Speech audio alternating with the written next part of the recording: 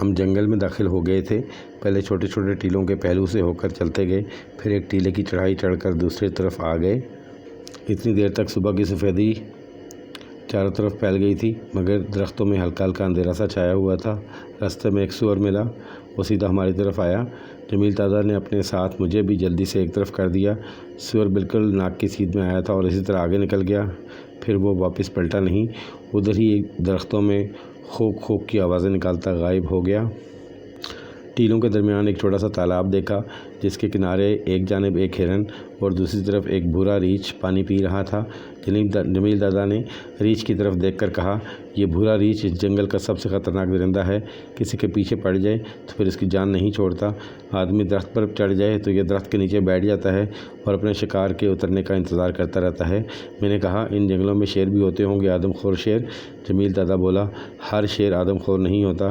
شیر بہت بوڑھا ہو جائے اور اپنے شکار کے پیچھے زیادہ تیز نہ بھاگ سکے تو بھوک مٹانے کے لیے انسانوں پر حملہ کرنے لگتا ہے، کیونکہ جانوروں کے مقابلے میں انسان زیادہ تیز نہیں بھاگ سکتا۔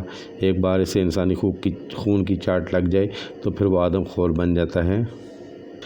یا کسی اناڑی شکاری کی گولی سے اگر اس کا کوئی دانت ٹوٹ جائے یا لنگڑا ہو جائے تب بھی وہ انسانوں پر حملے شروع کر دیتا ہے اور آدم خور بن جاتا ہے۔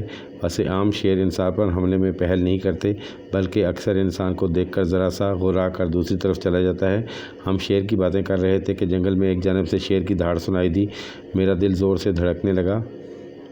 جمیل دادا نے کہا، گھبرانے کی کوئی ضرورت نہیں، اس شیر نے کسی جانور کو شکار کر لیا ہے، اب وہ اسے گردن سے دبوچ کر اپنے ٹھکانے پر لے جائے گا۔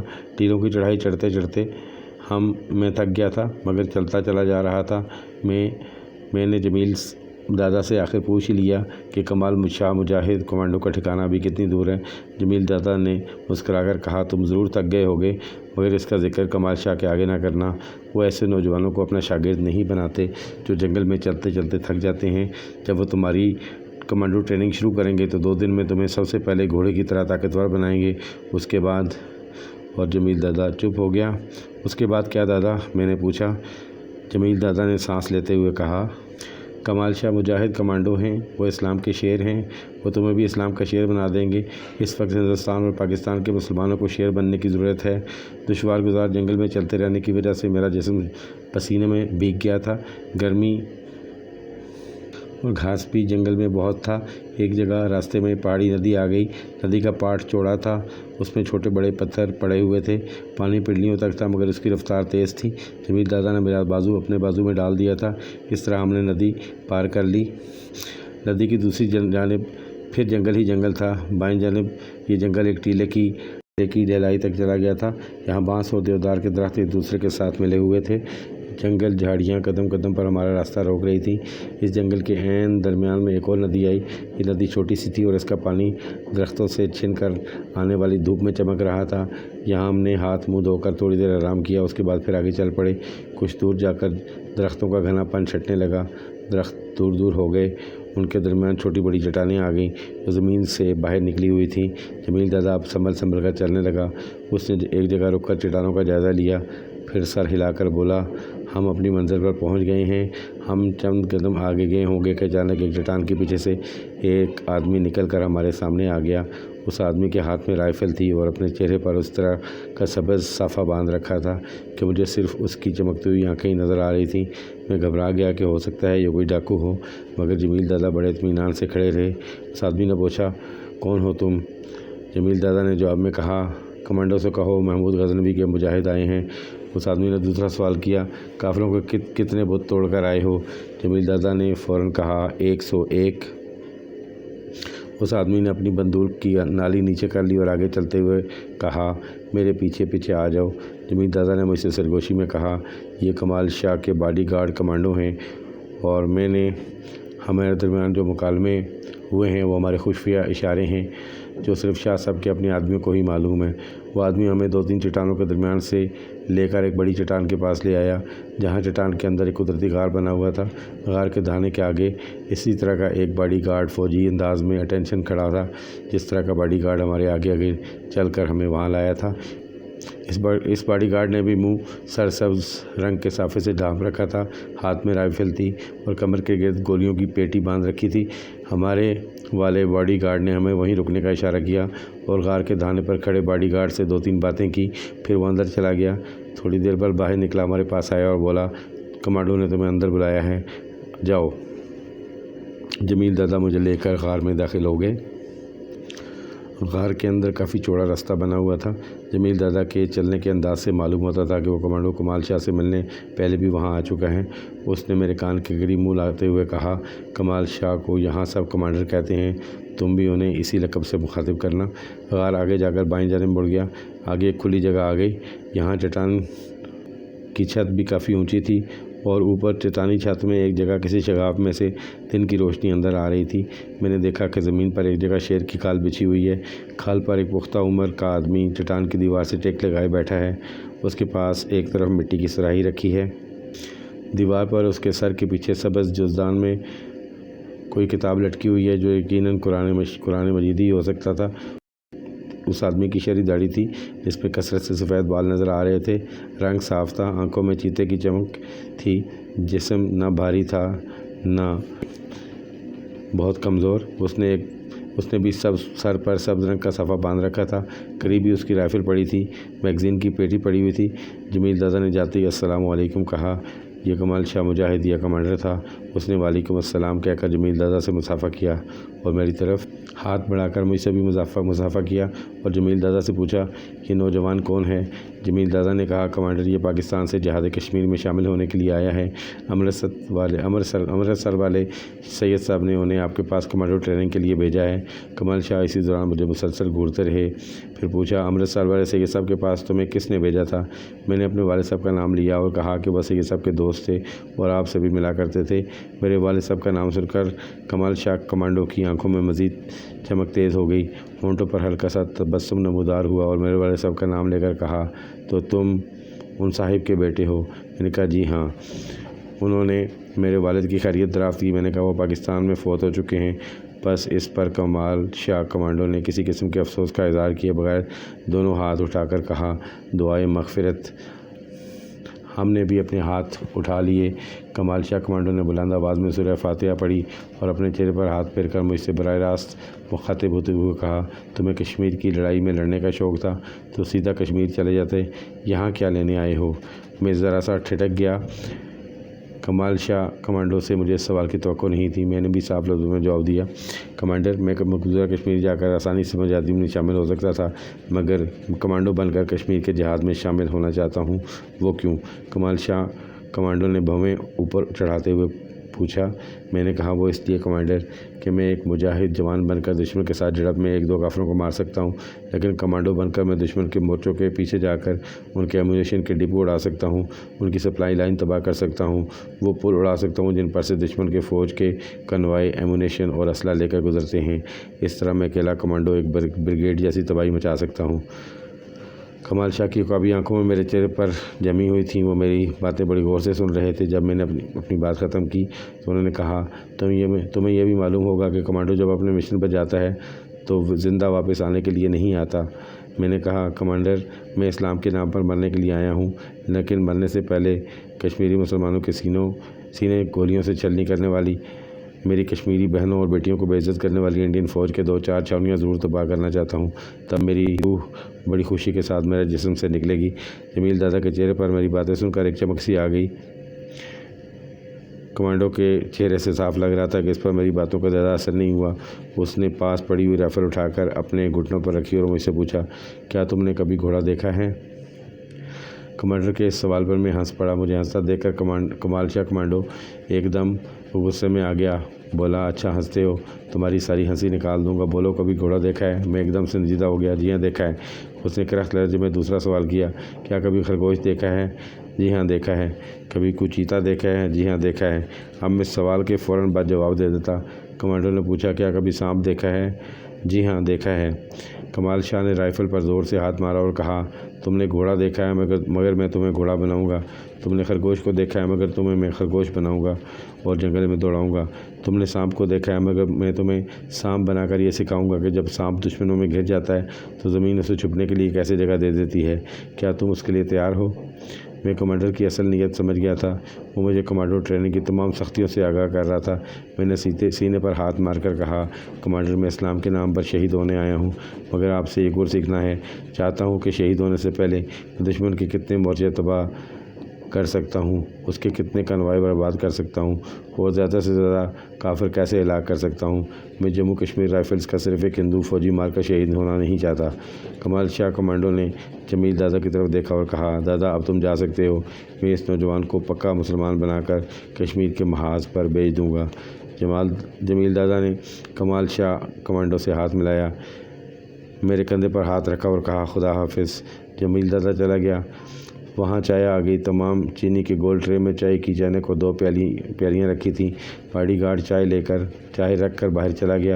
کمال شاہ نے پیالیوں میں چائے ڈال کر ایک پیالی مجھے دی۔ چائے کالی سیاہ تھی، اس میں دودھ بالکل نہیں تھا۔ میں نے گھونٹ پیا تو معلوم ہوا کہ چائے میں چینی بھی نہیں ہے۔ میں نے بالکل نہ پوچھا کہ چائے ایسی کیوں ہے۔ کمال شاہ کمانڈو چائے پینے لگا۔ چائے پینے کے بعد وہ شیر کی کھال سے اٹھا، رائفل ایک طرف رکھی اور مجھے بازو سے پکڑ کر اٹھاتے ہوئے کہا، نماز پڑھتے ہو کہ نہیں؟ میں نے کہا، جی کبھی کبھار پڑھ لیتا ہوں۔ کمال شاہ کمانڈو نے غصیلی آواز میں کہا، اس کا مطلب ہے تم کبھی کبھی مسلمان ہوتے ہو۔ غار کے باہر دھانے پر دونوں باڈی گارڈ اٹینشن کھڑے تھے۔ کمال شاہ کمانڈو کو دیکھ کر انہوں نے زور سے اپنی رائفل پر ہاتھ مارا۔ کمال شاہ نے ہاتھ اٹھا کر کہا، اذان دو۔ اس وقت ایک کمانڈو نے ہتھیار زمین پر رکھ کر اذان دینی شروع کر دی۔ وہ بلند آواز سے اذان نہیں دے رہا تھا، میرا خیال ہے اس کی آواز چند گز کے فاصلے تک ہی جاتی ہوگی۔ خدا نے جانے کہاں سے 6-7 باڈی گارڈز کے حلیے کے آدمی درختوں کی جھاڑیوں کے پیچھے سے نکل آئے۔ ان سب نے سروں پر سبز صافے یا رومال باندھ رکھے تھے۔ میں ان کی صرف آنکھیں دیکھ سکتا تھا۔ یہ سب کمانڈو ہی تھے۔ ان میں سے ایک نے امامت کرائی۔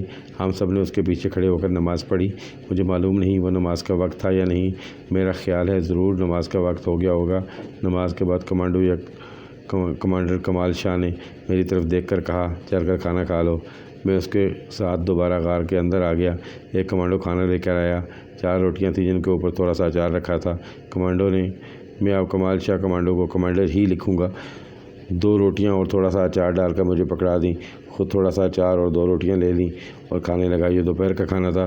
کھانا کھانے کے بعد وہ رائفل سنبھال کر اٹھا اور باہر نکلتے ہوئے بولا، میرے ساتھ چلو۔ غار میں ایک جگہ دیوار کے ساتھ کچھ رائفلیں اور گولیوں کی ایک بیلٹ پڑی تھی۔ اس نے ایک رائفل اور گولیوں کی بیلٹ اٹھا کر مجھے دی اور غار سے نکال کر پہاڑی ٹیلے کے پاس لے گیا۔ کبھی رائفل چلائی ہے؟ میں نے کہا، جی ہاں، مگر 1-2 بار ہی چلائی ہے۔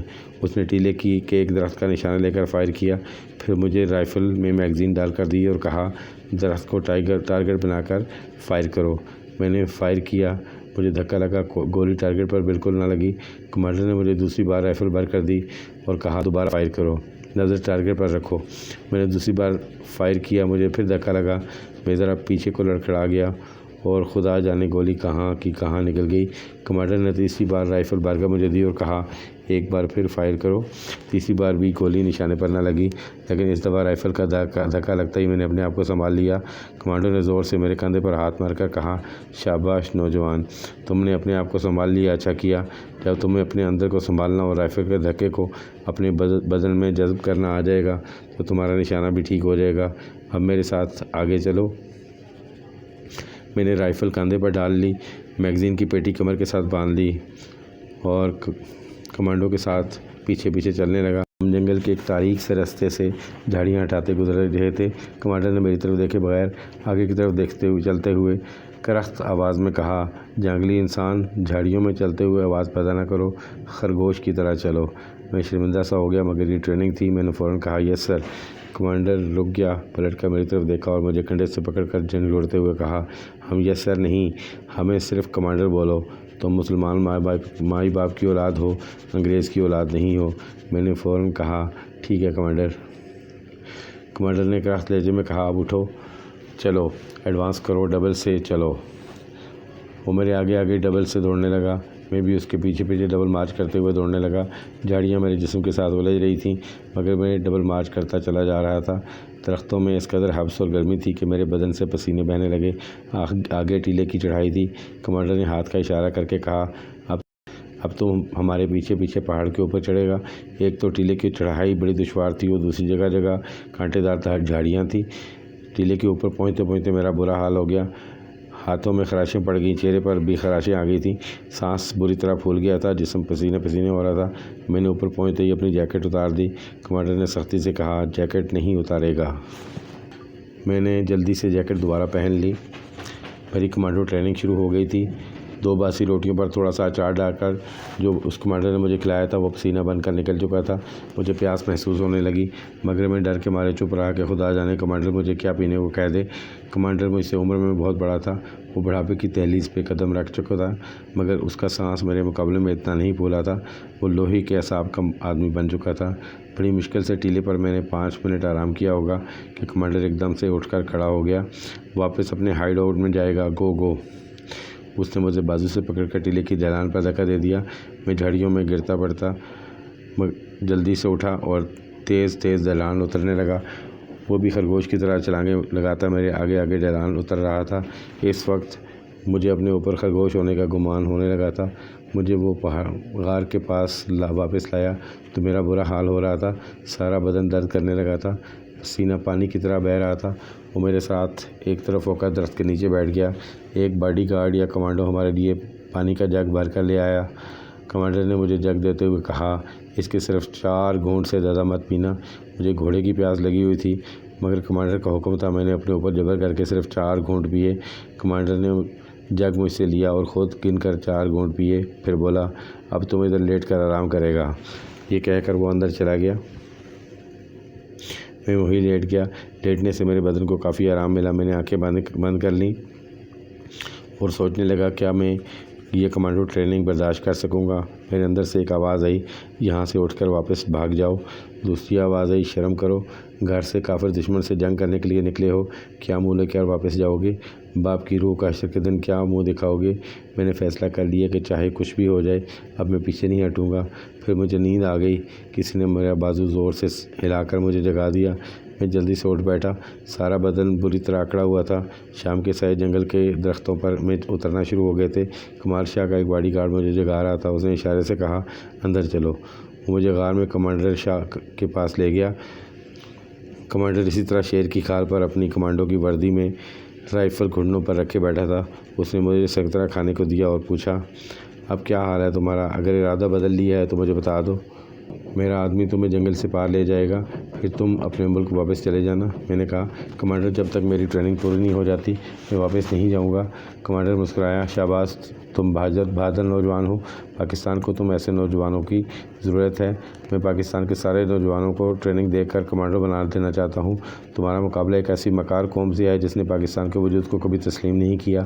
ہندو تمہارا دشمن ہے، تمہارے پاکستان کا دشمن ہے، وہ تمہارے ملک پر حملہ کرنے کی تیاریاں کر رہا ہے، اس لیے کہ پاکستان کے تمام نوجوانوں کو کمانڈو بن کر شیروں کی طرح دشمن کے آگے ڈٹ جانا ہوگا۔ میں نے محسوس کیا کہ کمال شاہ مجھے کمانڈو ٹریننگ دے رہا تھا تو اس کا لہجہ پنجاب ریجمنٹ کے کسی تربیت یافتہ تجربہ کار کمانڈو کا تھا۔ اس وقت جب وہ میرے سامنے بیٹھا تھا تو بڑی شستہ اردو زبان میں بات کر رہا تھا۔ ٹریننگ کے دوران وہ مجھے کوئی فوجی لگتا تھا، اب وہ مجھے کسی اردو بولنے والے صوبے کا آدمی لگتا تھا۔ رات کو عشاء کی نماز بھی وہیں درختوں کے پیچھے باجماعت پڑھی گئی۔ اس کے بعد آگ کا الاؤ روشن ہو گیا۔ کمانڈر کے آدمی جنگل میں سے ایک ہرن اور 2-4 جنگلی مرغ شکار کر کے لائے تھے، انہیں صاف کر کے سیخ پر چڑھا کر آگ کے اوپر لٹکا دیا گیا۔ سب نے مل کر بھنی ہوئی مرغ اور ہرن کا گوشت کھایا۔ رات ذرا گہری ہوئی تو کمانڈر نے ایک چھوٹی سی گھاس پھوس کی جھونپڑی کی طرف اشارہ کیا اور خالص فوجی صوبیدار انسٹرکٹر کے لہجے میں مجھے حکم دیا، اب تم اس جھونپڑی میں جا کر سوئے گا۔ میں اٹھا اور حکم کی تعمیل میں جھونپڑی کے اندر چلا گیا۔ جھونپڑی میں بڑا حبس تھا، مچھر بھی بہت تھے۔ کمانڈر ابھی باہر الاؤ کے پاس ہی بیٹھا اپنے آدمیوں سے بات کر رہا تھا۔ میں نے باہر آ کر کہا، کمانڈر جھونپڑی کی بجائے میں باہر سو جاؤں تو کوئی اعتراض تو نہیں آپ کو؟ کمانڈر نے سختی سے کہا، تم جھونپڑی کے اندر ہی سوئے گا، ہمارا ڈسپلن خراب نہ کرو، نہیں تو ہم تمہیں بارڈر پار بھیج دے گا۔ میں خاموشی سے واپس جھونپڑی میں آ گیا۔ کچھ پہاڑی ٹیلوں کی اترائی چڑھائی اور جنگل میں ڈبل مارچ کا سخت تھکا ہوا تھا اور ہرن کے گوشت کا خماری بھی چڑھی ہوئی تھی۔ झोंपड़ी में घास का नरम बिस्तर बिछा था। लेटते ही गुनूदगी तारी होना शुरू हो गई। उसके बाद मच्छर मुझे काटते रहे, मगर मुझे कोई होश नहीं रहा। खुदा जाने कितनी देर तक सोया हूँगा कि किसी ने मुझे पाँव से ठोकर मारकर जगाया। मैं हड़बड़ाकर उठ बैठा। झोंपड़ी में अंधेरा था। मेरे पास एक ऊंचा लंबा इंसानी साया खड़ा था। मुझे कमांडर की सख्त आवाज़ आई, चलो उठो। मैं जल्दी से उठ खड़ा हुआ, मगर अभी तक गुनूदगी के आलम में था। मैंने पूछा, कहाँ जाना है कमांडर? कमांडर ने मुझे झोंपड़ी के बाहर धक्का देते हुए कहा, अभी बताता हूँ कहाँ जाना है। झोंपड़ी के बाहर आकर मैंने देखा अभी रात ही थी। खुदा जाने अभी कितनी रात बाकी थी, सुबह नहीं हुई थी। बाहर एक दरख्त के साथ लालटेन जल रही थी। कमांडर अपनी वर्दी में था और राइफ़ल उसके कंधे से लटक रही थी। बाहर आकर इसने मुझे बाजू से पकड़कर कहा, अब यहाँ से मेरे साथ दौड़ लगाएगा। स्टार्ट। वो दौड़ पड़ा, मैं भी उसके पीछे दौड़ने लगा। हम बिल्कुल इस तरह दौड़ रहे थे जिस तरह आजकल लोग जॉगिंग करते हैं। कमांडर मेरे आगे आगे था। जंगल में रात का अंधेरा छाया हुआ था, मगर कमांडर जंगल के ऐसे रास्ते में मुझे अपने साथ दौड़ा रहा था जहाँ झाड़ियों को साफ़ करके पतला सा रास्ता बन गया था। उसने मेरे कंधे से भी राइफ़ल लटका दी थी। रात के अंधेरे में रास्ता धुंधला सा नज़र आ रहा था। कुछ दूर चलने के बाद दौड़ते दौड़ते कमांडर ने अपनी राइफ़ल कंधे से उतार कर हाथ में इस तरह पकड़ ली जिस तरह दुश्मन की किसी पोस्ट पर चार्ज करते हुए फौजी पकड़ लेते हैं। इसने बुलंद आवाज़ में मुझे हुक्म दिया, राइफ़ल अटैक पोजीशन में कर लो। मैंने जल्दी से राइफ़ल कंधे से उतार कर दोनों हाथों में पकड़ ली और खुदा का शुक्र अदा किया, क्योंकि कंधे पर लटकी हुई राइफ़ल बार बार मेरी कमर से टकराकर मुझे सख्त अजियत दे रही थी। हम दौड़ते चले जा रहे थे। दरख्तों के बीच में जंगली झाड़ियों के दरमियान बनाई गई पगडंडी ख़त्म होने का नाम नहीं ले रही थी। इधर उधर मुड़ जाती थी, ख़त्म नहीं होती थी। दौड़ते दौड़ते मेरा सांस फूल गया था, जिस्म पसीने में शराबूर हो गया, मगर मैं रुक नहीं सकता था। मेरा इंस्ट्रक्टर और मुजाहिद कमाल शाह उर्फ कमांडर नौजवानों की तरह क्विक मार्च करता हुआ दौड़ता चला जा रहा था। मेरा ख्याल है कुछ 6-7 मील हम ज़रूर दौड़े होंगे।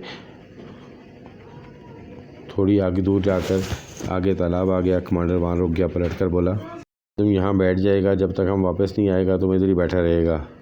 ये कहकर वो तालाब की तरफ दौड़ता हुआ दरख्तों के अंधेरे में गायब हो गया। या ये शख्स इतने बेयाबान जंगल में आधी रात को मुझे किस लिए अकेला छोड़ गया था। मैं ये सोचता हुआ वहाँ बैठ गया और राइफ़ल मैंने अपने हाथों में पकड़ ली। अगर किसी तरफ से कोई जंगली दरिंदा आ गया तो उस पर फायर कर सकूँगा। कुछ देर बाद मेरा सांस ठीक हुआ तो मैंने अंधेरे में घूर कर माहौल का जायज़ा लिया।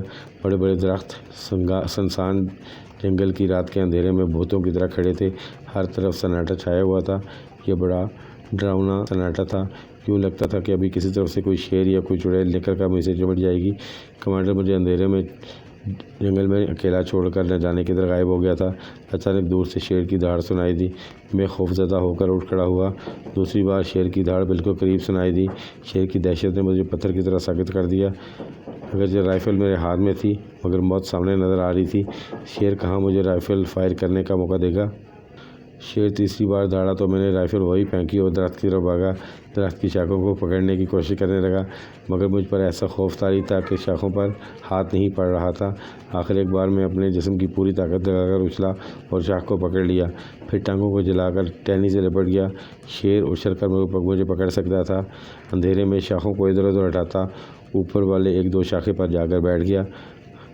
वाकई शेर को खौफ तारी था। उसके बाद शेर की दहाड़ सुनाई न दी।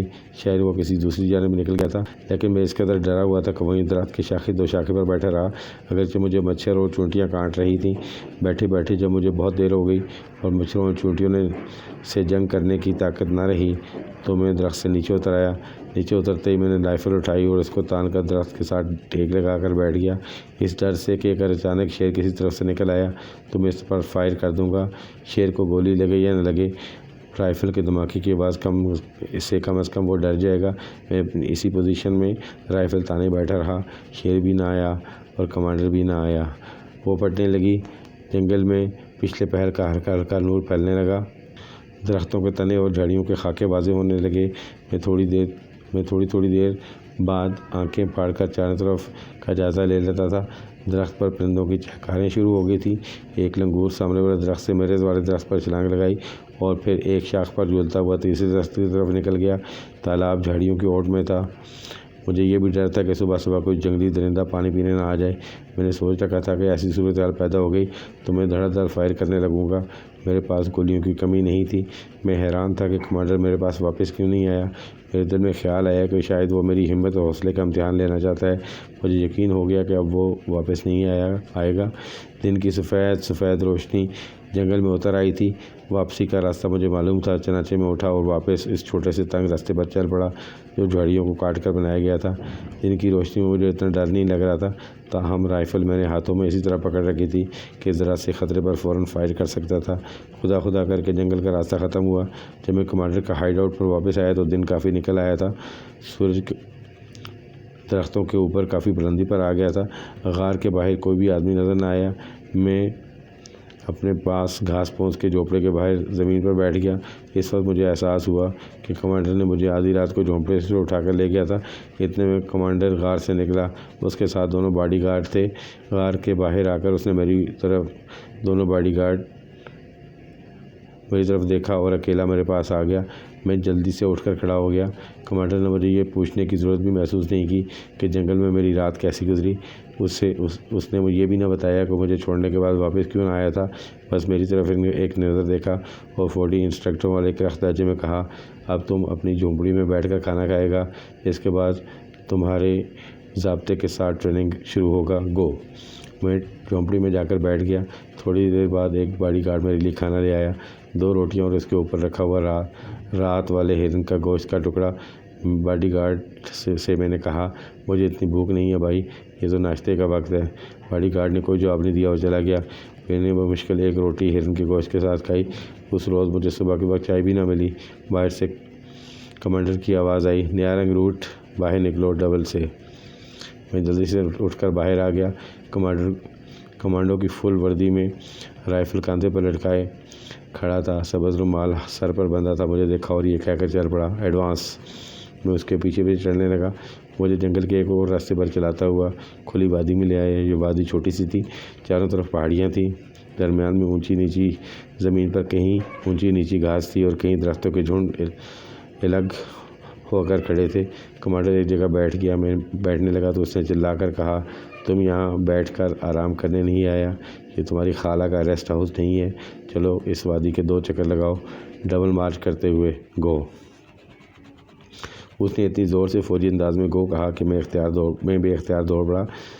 وادی کے گرد گرد ایک پگ ڈنڈی بنا دی گئی تھی، یہاں نئے رنگ روٹوں سے دوڑیں لگوائی جاتی تھیں۔ میں ڈبل مارچ کرتا جا رہا تھا۔ ایک جگہ تھک کر ذرا سے رکا تو دور سے کمانڈر کی آواز سنائی دی، ابھی ریسٹ نہیں کرے گا تم، گو۔ میں نے پلٹ کر دیکھا، کمانڈر ایک اونچی جگہ پر بیٹھا مجھے برابر نگاہ میں رکھے ہوئے تھا۔ زیادہ کیا بتاؤں، بس یوں سمجھ لیں کہ جب میں نے وادی کے 2 چکر پورے کیے تو اس خچر کی طرح ہانپ رہا تھا اور پسینے میں شرابور تھا۔ کمانڈو خوش ہو کر بولا، شاباش، اب تم پورا خچر بن گیا ہے، تمہیں ہم پہلے خچر بنائے گا، پھر گھوڑا بنائے گا، اس کے بعد تمہارے کان کھینچ کر خرگوش بنا دے گا۔ تو ویوز، اس کے ساتھ ہی یہ قسط اپنے حق کو پہنچی۔ آنے والی ایک ساتھ کو دیکھنے کے لیے میرے چینل کو سبسکرائب کر دیجیے گا اور ویڈیو کو لائک کر دیجیے گا اور اپنے ویلیوبل کمنٹ ضرور دیجیے گا کہ یہ کہانی آپ کو کیسی لگ رہی ہے۔ اب اجازت دیجیے گا، اللہ نگہبان۔